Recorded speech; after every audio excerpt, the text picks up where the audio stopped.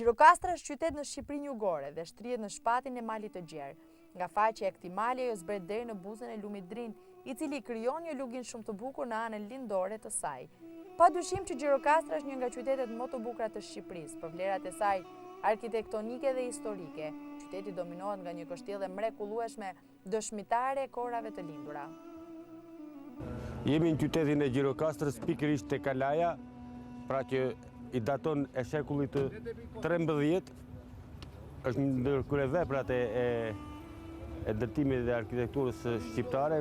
Kalaja më e ruajtur, më e madhe, ruhet mjaft mirë në vlera, ndonë se nuk ka një kujdes të veçantë. Por siç jetë sot është e diel, pra 8 mars, grupi i xhirimit nuk mund të hyjë brenda të filmojë sepse nuk ka një ciceron që ai të shërbej vizitorëve, të shërbej turistëve të huaj, pasi Gjirokastra është shpallur pasuri botërore e UNESCO-s. Qëllimi i ynë i ardhjes në pikërisht në Kalasë është burgu i burgosur e politik, pra regjimi komunist, pikërisht lindja e diktatorit në këtë qytet, e përdori këtë Kalasë si burg për burgosur kundërshtar politik. Por fatkeqësisht ne nuk mund të arrijmë dot të filmojmë, se siç ja thash më parë, duhet një letë drejtoresha dhe nuk ka një ciceron të dielën ditën e pushimit ku qytetarët mund nglojnë. Për herë të parë emri Gjirokastër përmendet në shekullin 13. Fillimet e qytetit mendohet të jenë në shekullin 17, siç tregojnë edhe themelet e kështjellës së këtij qyteti. Kështjella e Gjirokastrës mendohet të jetë filluar nga prijesi shqiptar Gjin Bue Shpata, i cili dha edhe emrin qytetit. Zgjerimet e kështjellës janë bërë nga Ali Pash Tepelena dhe nga qeveria e Zogut, e cila më pas e konvertoi pjesën veriore të Kalas në burg. Ky burg mbajti të burgosurit politik në kohën e komunizmit dhe soti është bashkangjitur pjesës muzeale të Kalas. Tashmë Gjirokastra është shpallur qytet muze në vitin 1963 dhe në vitin 2005 është shpallur pasuri botërore nga UNESCO. Bashkë me trashëgiminë e kulturës ruan thimbjen e qindra të burgosurve politik që vuajtën dënimin në qelet e Kalas. Regjimi komunist kishte zgjedhur dhe vendlindjen e diktatorit për të bërë shembull të ndëshkimit të kundërshtarëve dhe atyre që menduan ndryshe nga ai. Historia e këtij burgu zëfill në vitet 1930, por historia e kalave burg është e hershme që në kohë të ilirëve. Por kundërshtarët e regjimit komunist do të burgoseshin në kalan e Gjirokastrës që në ditët e para të ardhjes së komunistëve në pushtet, pra në vitin 1945. Salla e madhe ka një kapacitet për më shumë se 120 të burgosur dhe numëron 19 dritare, por nga padronet e rinj komunist, kjo u përshtatet në qeli të vogla të mëdha nga 4 deri në 12 vet. Gjithashtu u shtuan qeli dhe në katet e nëndeshme, ku nuk ishte fare dritë dhe u përdoren si vendi torturave dhe i ekzekutimit të burgosurve. Nga vitin 1949, numri të burgosurve arriti 1200 vet dhe vetëm brenda 3 vjetëve kanë vdekur 120 vet. Ky burg u mbyll në vitin 1954, por la pas pasoja të dhimbshme për shumë të burgosur politik.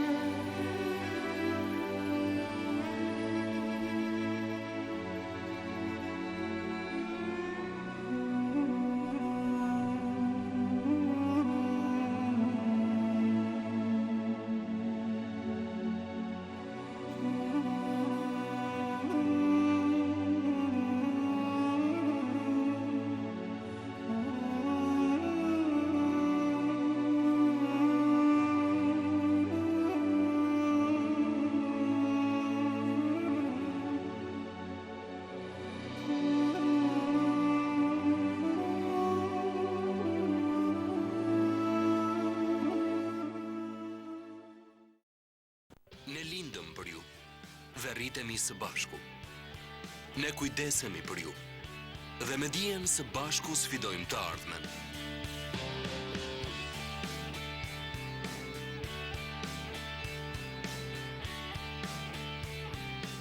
Ndaj dhe fëmijët tuaj besojnë tek ne.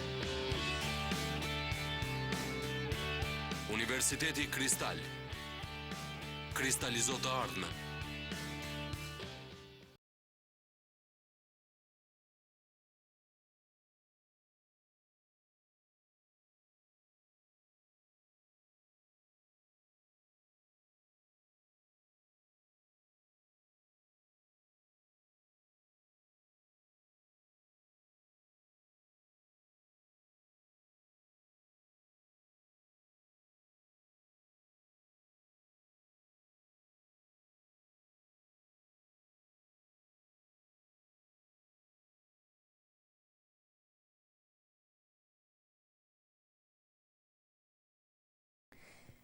Kampi i Tepelenës, Dukaj, Turan. Kampi i Tepelenës me 1050 të internuar. Me të mbërritur në hyrje të qytetit të Tepelenës, përballesh me kalan dhe në të djathtë dhe në pa grehina e kampit të përndjekurve politik. Pamja nga lart të jep kuptimin e një planmetije pasi kazermave u ka rënë çatia, por grehinat lënë për të kuptuar se ky vend ka shënuar vuajtje të pafundme për të internuarit. Këto kazerma të ndërtuara nga italianët u shfrytzuan më vonë nga regjimi komunist për të strehuar të internuarit. Në fillim, nga viti 45, në këtë kamp u përqendrua një numër i vogël i të internuarve kryesisht nga veriu. Jemi në fshatin Dukaj të rrethit Tepelen. Sa po merr rrugën le Tepelenën pas me rrugën për Vlorë, bie në sy fshati Dukaj. Ky është i njohur kryesisht për kampin e të burgosur politik. Në të djathtë të Tepelenës është kampi i tmerrshëm i Tepelenës, i njohur me nofkën si kampi i vdekjes, pasi aty ka qenë të burgosur qindra, gra dhe fëmijë. Por pas vitit 72, të gjithë përndjekurit politik të internuarit atij kampi u transferuan dhe erdhën pikërisht në këtë vend ku jemi ne, në Dukaj. Numri i burgosur politik ka qenë 2800 burgosur dhe vazhdimisht qarkullonte dhe numri rritej. Kjo është vendroja ku ruheshin burgosurit politik me ushtar non-stop 24 orë. Të gjithë që hynin dhe dilnin kishin detyrim paraqitje. Le të ndjekim gazermat ku strehoheshin përndjekurit politik. Të gjithë në grup, pra 2-3 familje në një gazermë.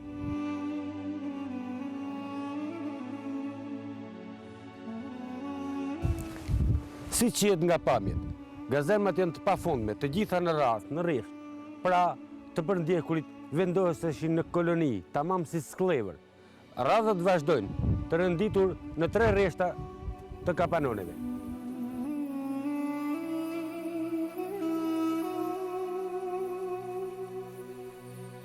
Këto gazerma të përdorura dhe si repart ushtarak janë përdorur për të përndjekurit politik.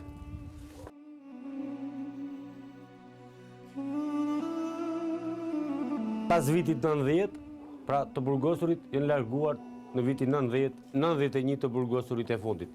Kjo ka qenë dhe streja e tyre e fundit para se të ndaheshin me sistemin totalitar komunist. Shikoni dimensionin e kësaj gazete, ku nuk ka mure kontore ndarse, pra tregon se të përndjekurit janë strehuar këto në grup, pa dallim gjinie gjaku, sido që të grupoheshin, ato ishin të strehuar këtu. Kjo është vetëm njëra anë e medaljes, pasi përveç kushteve të vështira ishin detyruar të nënshtroheshin torturës, punës detyruar në pyje, në taraca, në prerjen e shkorrës, shkuljen e gërconave, si quhet ndryshe në shqip.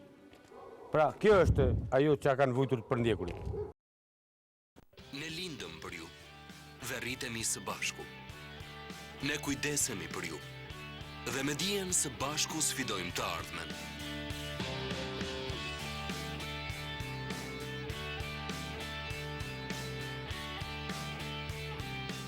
Ndaj dhe fëmijët tuaj besojnë tek ne. Universiteti Kristal kristalizo të ardhmen.